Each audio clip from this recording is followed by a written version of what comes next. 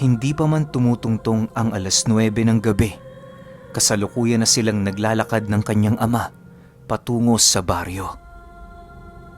Mariin nilang sinundan ng pamilyang kanilang tinulungan sa paniniwalang katabilang ng bahay nito ang hinahanap nilang mga aswang. Ilang minuto pa ang lumipas, nasipat na nga nila ang isang tahanan kung saan doon nila nasilayan ang mga lalaking nakatayo sa labas ng bahay ng mga ito. Napakasama ng pagtitig nito sa kanila na para bang meron silang ginawa doong hindi kaaya-aya.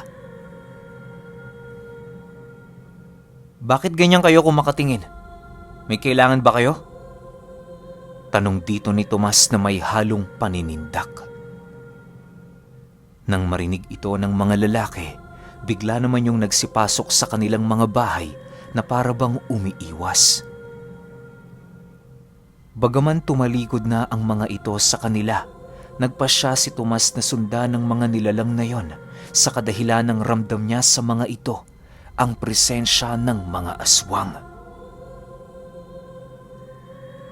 Pagpasok ni Elpin sa loob ng bahay ng mga nilalang, agad naman itong napabalik patungo sa kinaroroonan ni Tomas na nagsasabi ng, "Ginoong Tomas, papatakas na sila. Bilisan ninyo, habulin natin." Nang marinig ito ni Tomas, dali-dali naman silang kumaripas ng takbo patungo sa likurang parte ng bahay. Pagsilay ni Tomas sa mga nilalang na nananakbo papalayo, dali-dali naman nila itong sinundan. Bagaman napakaputik noon sa lugar, patuloy nilang binagtas ang daan upang mapagbayad ang mga aswang. Habang binabagtas nila ang daan, kitang-kita ni Tomas ang pagtapak ng mga nilalang sa bawat dahon ng talahib. Animoy napakagaan ng katawan ng mga ito upang magawa ang ganoong kakayahan. Nang mapagtanto nilang mag-ama na makakalayo na sa kanila ang mga nilalang na yon, nagpasya silang humanap ng panibagong daan na magpapadali sa kanilang pagtakbo. Ilang minuto pa ang lumipas, napapansin na nilang patungo sa bundok ng San Cristobal ang tinatahak na daan ng mga aswang. Hindi naman nagpatinag si Tomas sa kanyang mga nalaman, bagkus ay nagpatuloy lamang siya sa pagsunod sa mga ito. Sa pagharap nila sa paanan ng San Cristobal, agad naman siyang hinawakan ng kanyang ama sa balikat na nagsasabi ng, "Tomas, umuwi na lang tayo. Hayaan na natin sila." "Hindi maaari ang nais mo, tay. Ano na lang ang sasabihin sa atin ng mga demonyong yan kung umatras tayo? Baka ngayon palang pinagtatawanan na nila tayo." Sagot naman dito ni Tomas, "Hindi kaduwagan ng pag-atras paminsan-minsan. Alam mo namang dyan namamahay si Macario, hindi ba? Nananahimik ang nilalang na yun, Tomas. Huwag mo na siyang gambalain." sagot naman ng kanyang ama. Dahil sa sinabi nito, nagpasya si Tomas na pag-isipan ang sinabi ng kanyang ama. Kahit papaano, hindi niya maipagkakaila na merong katotohanan ang mga bagay na sinasabi nito sa kanya. Bago siya tuluyang magpasya, sinigurado niya munang papayag ang kanyang mga kasangga sa nais niya. Nang marinig ni Tomas na hindi tumutol si Elpin at ang kapre, wala na siyang nagawa kundi pasukin ang bundok ng San Cristobal. Upang hindi mapahamak ang kanyang ama, minabuti niyang tumungo roon ng mag-isa. Bagaman nagbibigay ng babala sa kanya ang matandang anghel sa kanyang isipan, hindi ito pinakinggan ni Tomas dahil sa kanyang galit na nadarama. Sa isip-isip niya, kayang-kaya niya na noon si Macario gawa ng naabot na niya ang pinakasukdulan ng kalakasan ng kanyang mga karunungan. Sa puntong yon, ramdam na ramdam ni Tomas ang pagiging makapangyarihan sa lahat ng mga demonyong nagmamasid sa buong paligid.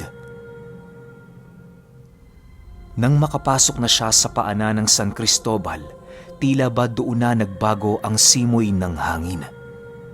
Pakiramdam niya, nasa paanan lang siya ng bundok Banahaw, pero may mga pagkakataon na nakakaramdam siya ng kakaibang presensya na umiikot sa kinaroroonan niya.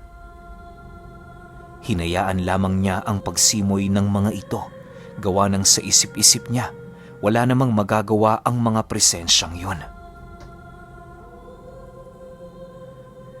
Sa pagpapatuloy ng kanyang pagbagtas ng daan, ramdam na ni Tomas ang napakaraming mga matang nagmamasid sa paligid. Nakatitig ang mga nilalang sa bawat punong kanyang madaraanan, naghihintay ng pagkakataon para umatake. Bagaman medyo nasisindak na noon si Tomas, alam niya sa kanyang sarili na wala na siyang magagawa kundi ang magpatuloy. Nais man niya noong bumalik sa paanan ng bundok, may kung anong tinig ang nagsasabi sa kanyang isip na tapusin ang kanyang nasimulan. Ilang minuto pa ang lumipas, bigla naman siyang natigilan nang makasilay siya ng isang nilalang na nakatayo sa gitna ng kanyang dinaraanan. Hawak-hawak nito ang isang panauhin na nasa kaanyuan ng isang ordinaryong tao. Pagsilay doon ni Tomas, agad naman niyang napagtanto na ang nilalang na hawak nito ay ang isa sa mga aswang na kanyang hinahabol sa bundok. Magandang gabi, Albularyo. Ano ang nais mo dito sa San Cristobal? Mahinahong tanong ng nilalang.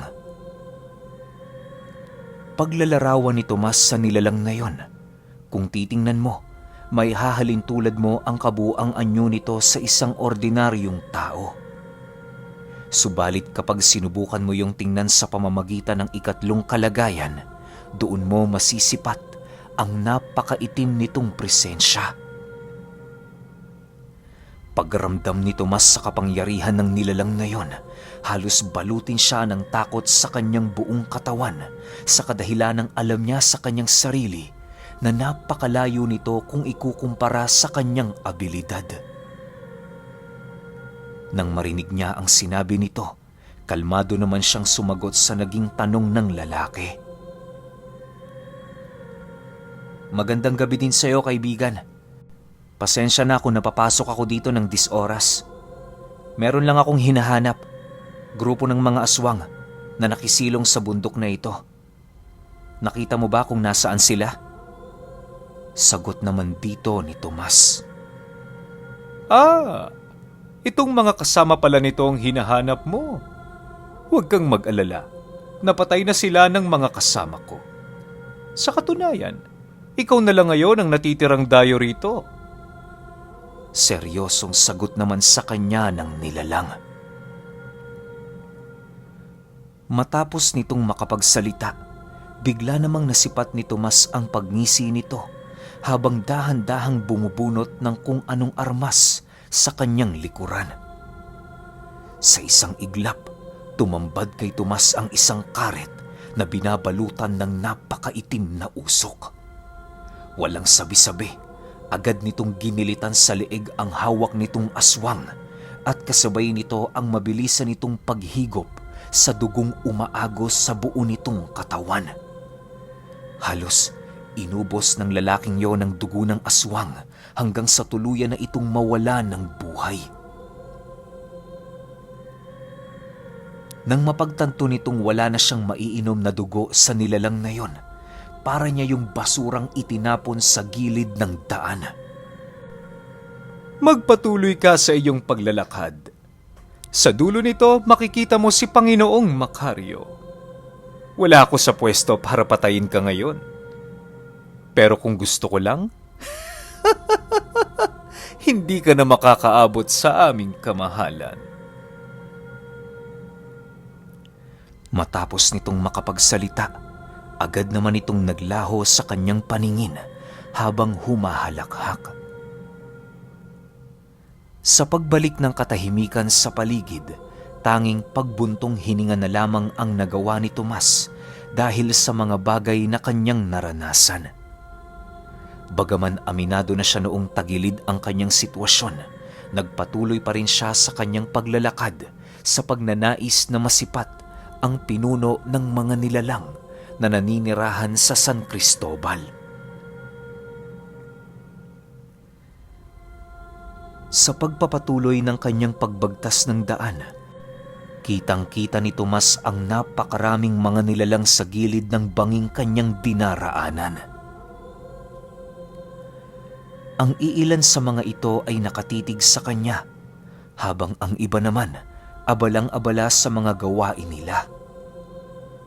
Maya-maya pa, muli na naman siyang napatigil sa kanyang paglalakad nang bigla siyang bulungan ni Elpin ukol sa dalawang nilalang na nagbabantay sa kanya sa unahang bahagi ng daan. Pagsilay niya sa dulong parte ng kanyang kinaroroonan, tumambad sa kanya ang dalawang bata na nananatiling nakatayo sa gitna ng daan. Magkahawak ang mga kamay nito habang nanlilisik ang mga mata na nakatitig sa kanya. Maya-maya pa, bigla yung tinubuan ng malalapad na mga pakpak at kasabay nito ang pag-usli ng dalawa pang kamay ng bata. Mabilisan din yung naglaho sa kanyang paningin na siyang naging sanhi para kay Tomas na tawagin si Elpin at ang kanyang kasanggang kapre. Itinaas niya dinoon ang sukdulan ng kanyang kalasag upang maprotektahan ang kanyang sarili sa tiyak na kapahamakan. Sa pagpapatuloy ng mga kaganapan, bigla naman siyang napatingin sa kalangitan nang marinig niya ang malalakas na pagkumpas ng mga pakpak. Pagsilay niya doon, tumambad sa kanya ang dalawang nilalang na animoy maihahalin tulad mo ang kaanyuan sa isang dambuhalang paniki. Mabilisan itong bumagsak sa kanyang kinaroroonan na siya namang nagawang masalag ni Elpin. Kahit sobrang lakas ng subhi na kanyang kasangga, nagawa itong madaig ng dalawang bata sa pamamagitan lamang ng pisikal nitong mga lakas. Halos nanginginig na noon ang mga paa ni Elpin habang pinipilit nitong tumayo sa lugar na kanyang kinabagsakan. Nang masipat ito ni Tomas, agad naman niyang inutusan ng kanyang kasangga na magpalit anyo sa espiritual nitong kaanyuan. Dali-dali naman itong ginawa ng subhi alinsunod sa kanyang utos. Matapos itong gawin ni Elpin, nagpasya si Tomas na siya na mismo ang makikipaglaban sa dalawang nilalang. Agad niya noong binunot ang kanyang balahibo ng anghel sa paniniwalang yun lamang ang makakatalo sa mga ito. Pag-usal niya ng taimtim sa lugar, laking gulat na lamang niya nang marinig niyang panay pagtawa lang naman ang ginawa ng mga bata. Kasalukuyan yung lumilipad sa kanyang harapan habang paulit-ulit siyang pinagtatawanan at dinuduro-duro. Hindi naman ito gaanong pinansin ni Tomas sa paniniwalang ang mga nilalang na yon gumagawa lamang ng paraan para mabaling sa ibang bagay ang kanyang atensyon. Maya-maya pa, bigla namang nagsiliparan ang mga ito nang maramdaman nila ang pagkalat ng mga buhay na salita sa buong paligid. Pag-ihip nito ni Tomas sa mga bata, bigla naman siyang napangiti nang masipat niya ang dalawang nilalang na bumulusok sa kanyang harapan. Akala niya panalo na siya, ngunit maya-maya pa, bigla naman siyang natigilan nang masipat niya ang dalawa na nakatayo sa kabila ng mga pamakong patuloy na nanunuot sa katawan ng mga ito. Pagwaksi doon ng dalawang bata, bigla namang naglaho na parang bula ang mga usal na pinakawalan ni Tomas. Dahil sa mga nangyari, napilitan siyang gamitin na lamang ang kanyang mga usal sa kanyang katawan. Pagramdam niyang medyo gumaan na ang kanyang pakiramdam, Agad naman niyang sinugod ang dalawang nilalang ng walang pagdadalawang isip. Ang tanging armas lamang noon ni Tomas ay ang kanyang tabak na punong-puno ng mga sumpa sa bawat talim nito. Walang habas niyang pinag-uundaya ng saksak ang dalawa, ngunit bigo naman siyang makapagbigay ng pinsala. Nagpatuloy ang ganoong kaganapan ng humigit 20 minuto hanggang sa tuluyan na nga siyang nasukol ng dalawang bata. Paulit-ulit siya nitong pinagkakalmot, subalit hindi naman yun gaanong bumabaon dahil sa kalasag niyang unti-unti nang nalulusaw. Sa muling pagsilay ni Tomas sa dalawang nilalang, bigla na lamang nanlaki ang kanyang mga mata. Nang masipat niyang buong lakas yung naghanda para siya ay maundaya ng saksak sa dibdib. Nagsanib puwersa ang dalawa na siya namang labis na ikinatakot ni Tomas. Alam niya sa kanyang sarili na hindi na siya kayang protektahan ng kanyang kalasag sa puntong yon, gawa ng higit na mas malakas ang puwersa ng dalawang bata na pakakawalan. Nang mapagtanto niyang wala na siyang magagawa, tanging pagpikit na lamang ang kanyang nagawa habang patuloy na nananalangin. Ngunit bago pa man tumarak sa kanyang katawan ang mga matatalas nitong kuko, mabilisan namang lumitaw ang kapre at si Elpin sa likurang bahagi ng mga nilalang. Walang habas nila yung pinag-uundaya ng saksak hanggang sa dumating ang puntong wala na itong nagawa kundi ang umatras. Matapos ang mga pangyayari, agad namang napatayo si Tomas at kasabay nito ang pagsilay niya sa dalawang bata na nananatiling nakatayo habang magkahawak kamay. Kitang-kita din niya ang pagtulo ng dugo sa mga labi nito, indikasyon na ininda din ng mga nilalang na yon ang pag-atake ng subihi. Mahusay ang ginawa mo, albularyo. Sadyang maaasahan nga talaga ang mga kasangga mo. Pero naudlot na wika ng isa sa mga bata. Bago pa man kasi matapos nito ang kanyang sasabihin, bigla naman yung inundaya ng sapak ni Elpin at kasabay nito ang walang habas niyang pag-unday ng kagat sa leeg ng dalawang nilalang. Naging posible para sa kanya ang bagay na yon sa kadahilan ng hindi nahulaan ng mga ito ang anyo niyang kayang gawin sa oras ng digmaan. Sa pagkamatay ng dalawa, ramdam na ni Tomas ang labis na panghihina ng grupo nila. Hindi niya rin noon kayang ipagkaila ang labis na pagkabahala dahil sa mga nangyari.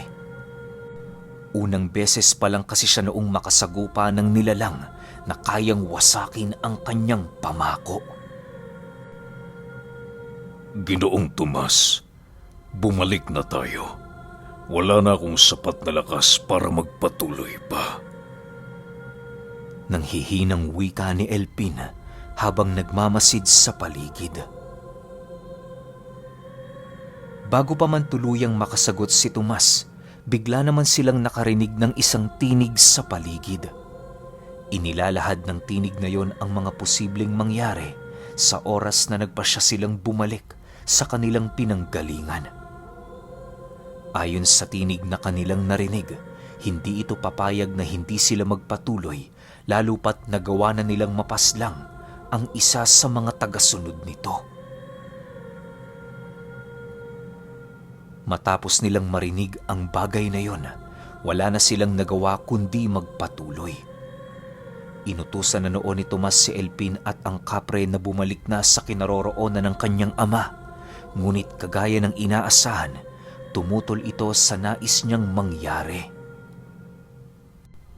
Wala naman siyang nagawa kundi hayaan ang mga yon sa kanilang mga pasya. Binigyan na lamang niya ng babala ang kanyang mga kasangga na wala na siyang gaanong lakas para protektahan pa ito sa mga susunod na labanan.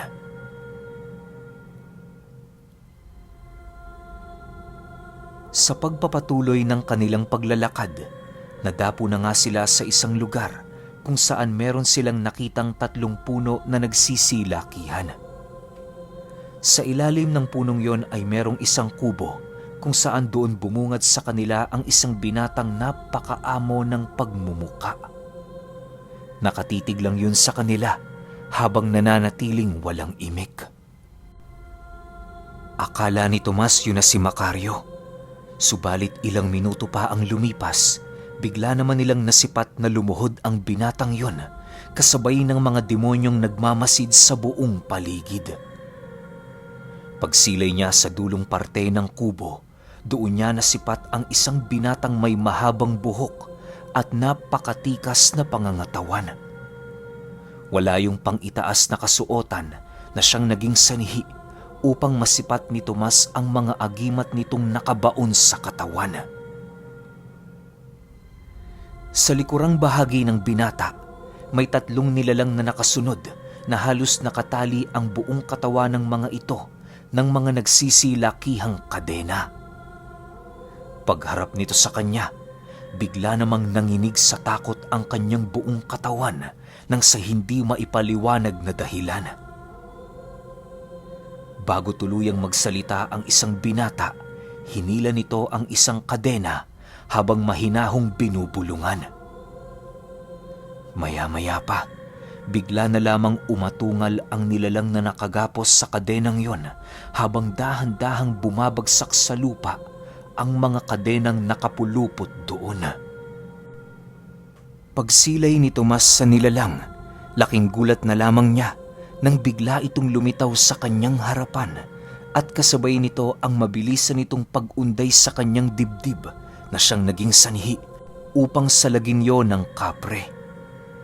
Sa sobrang lakas ng pag-atake ng nilalang na yon, tumagos ang matatalas nitong kuko sa katawan ng kapre na siyang naging sanhi ng mabilisan nitong pagkamatay. Bago pa man yun malagutan ng hininga, humingi ito ng tawad kay Tomas dahil sa pagiging mahina nito. Sinisi ng kapring yon ang kanyang sarili kung bakit nahihirapan si Tomas na makipagsabayan sa mga nilalang. Dahil sa pangyayari, agad naman yung sinugod ni Elpin.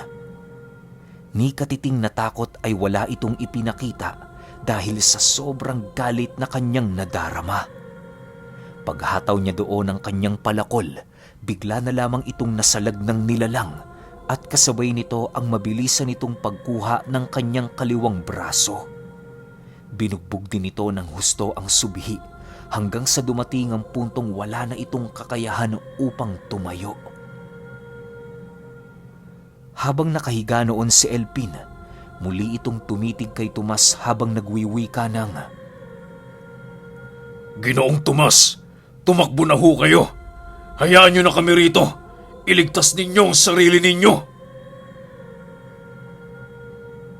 Nang marinig ito ni Tomas, agad naman siyang nag-usal ng malalakas na buhay na kataga upang ikalat sa buong paligid. Tinawag na din niya ang kanyang mga elementong kasangga nang sa gayoy magawa niyang makapaglunsad ng digmaan sa pagitan niya at sa hukbo ni Macario.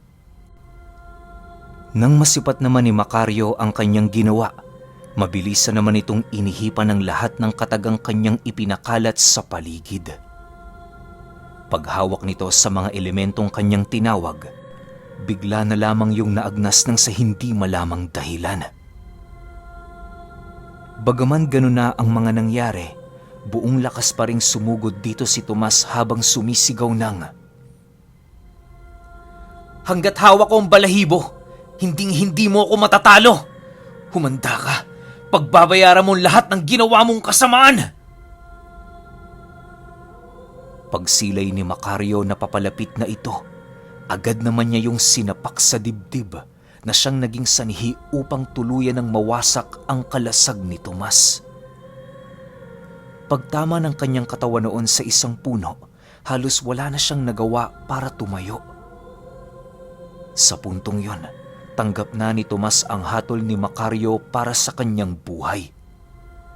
Sa isip-isip niya, isa din siya sa mga antingerong nangahas, ngunit nabigo bago pa man tuluyang makipaglaban sa pinuno ng San Cristobal.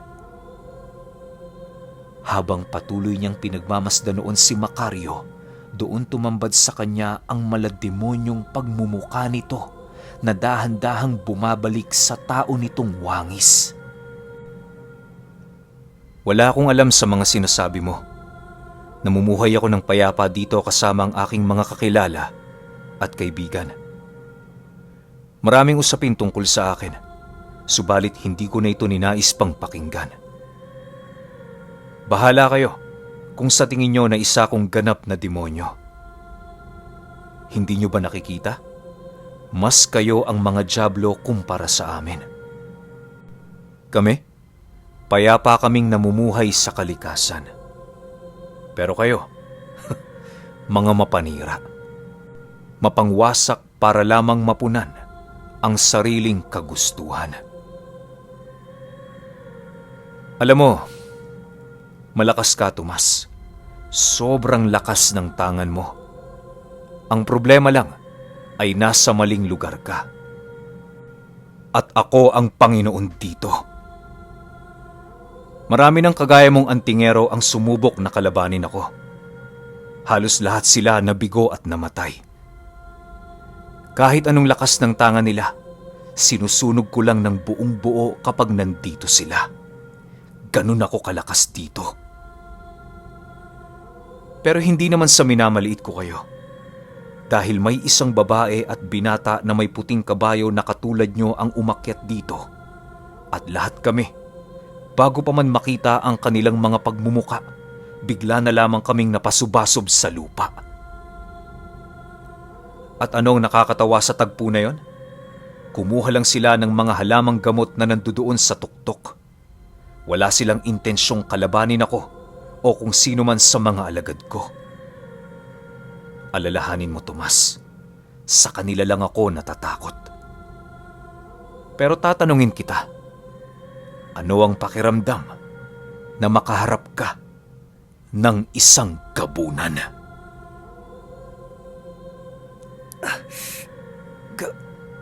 Gabunan? Hindi ko alam yan. Mahinang sagot naman dito ni Tomas.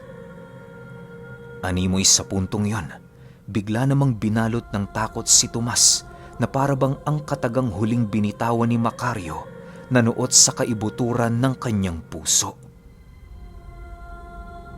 Matapos nitong makapagsalita, bigla naman siya nitong tinalikuran kasama ang lahat ng nilalang na nasa ilalim ng kapangyarihan nito. Sa pagkawala ni Macario, may isang tinig sa kanyang isipan ang naiwan na nagsasabi sa mga bagay na kanyang gagawin. Ayon sa tinig, pinapakawalan na siya ni Macario sapagkat napatunayan niya ang kanyang sarili sa bundok na pinaghaharian nito. Ipinagtapat din ng tinig na yun ang una at huli nilang pagkikita. Sa oras na subukan niya pang bumalik sa bundok ng San Cristobal, hindi na siya makakauwi ng buhay. Ipinakita din ng tinig sa kanyang isipan ang mga pangitain na may kinalaman sa mga ginagawang bagay ni Macario. Sa pangitaing yon, doon nasipat ni Tomas ang mga aswang na pinapatay ni Macario sa oras na mapag-alaman nito na merong ginawang kasuklam-suklam na bagay ang mga nilalang na nasa ilalim ng kanyang panunungkulan. Doon din napag-alaman ni Tomas na isang napakabait na tao ni Macario na naghahangad ng pagkakapantay-pantay sa mga nilalang na kanyang nasasakupan. Yun din ang naging rason nito kung bakit sa ilang daang taon hindi ito bumababa ng San Cristobal. Ilang minuto pa ang lumipas, pinilit ni Tomas na tumayo upang maglakad pababa ng bundok. Inutusan niya noon si Elpin na pumasok sa kanyang katawan upang masigurong hindi ito mawawalay sa kanya. Habang naglalakad si Tomas, labis niyang iniinda ang kanyang baling braso at pikit na kaliwang mata. Halos hindi na din siya noon makahinga ng diretso dahil sa isang sapak na pinakawalan ni Macario. Sa pagdating niya sa paanan ng bundok, ramdam na ramdam niya ang iilang mga nilalang na patuloy na nakabuntot sa kanyang likuran. Pagsilay niya sa kanyang ama, agad naman niyang itinaas ang kanyang kaliwang kamay habang patuloy na tinatawag ang pangalan nito. Nang marinig naman siya ng kanyang ama, dali-dali siya nitong nilapitan para tulungan. Makalipas ang ilang linggo, payapa namang namuhay sila Tomas sa kanilang baryo. Kahit papaano, nakakabawi na din ang kanyang katawan sa pinsalang kanyang natamo sa ataking pinakawalan ni Macario. Ang labis pa noong ikinabahala ni Tomas ay ang pagkawala ng balahibo ng anghel sa kanyang puder. Walang nakakaalam kung saan yun nawala sa bundok ng San Cristobal, kaya akala niya makikita niya yun doon, pero nagkamali siya. Taon pa noon ng binilang, hindi na din niya nakita ang matanda sa Banahaw maging ang balahibong ibinigay nito. Kahit papaano, labis pa ring nagpapasalamat noon si Tomas dahil nagkaroon pa rin siya ng pagkakataon para magbago. Pero alam niyo ba, na hanggang mamatay si Tomas, labis niya pa ring pinagsisihan ang pagkamatay ng kanyang mga kasama na halos ituring na niyang kadugo at ang pagkawala ng tinangan niyang balahibo ng anghel.